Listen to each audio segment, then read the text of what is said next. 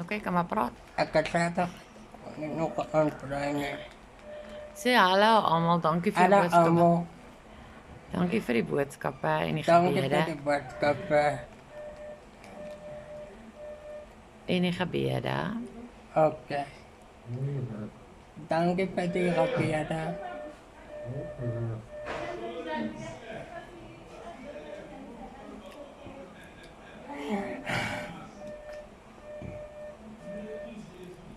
En Tannie Tracy Brown gaan jou movies toe vat, maar as jy nie nou nog een aandjie bly nie, dan gaan sy nie movies toe vat nie.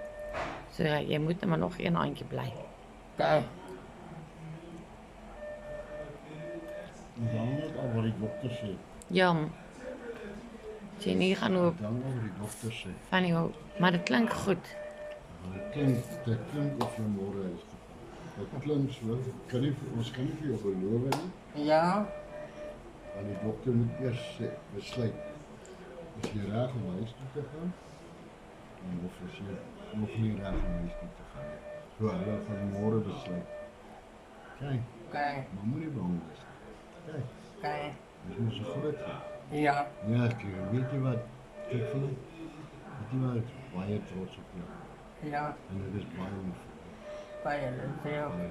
Baie. En jy was so groot sien tot nou toe man, jy kan ons nog een aandjie uit. Uithou. Dis kak. Ja, Ek weet dis kak. En wil jy daai tyd toe jou mamma ook in die hospitaal was? ja, Sy sê ook huis toe kom. Sy sê die dokter nie. Dis nog nie reg nie. Verstaan jy? ja, Dat jy moes nog gebly. Onthou jy? Jy moet self te wees. ja, Kyk, jou mamma was sterk daai tyd. ja, En jy gaan mos ook sterk wees. ja, Jy is mos jou ma se kind, jy is ook sterk. ja. Lief vir jou.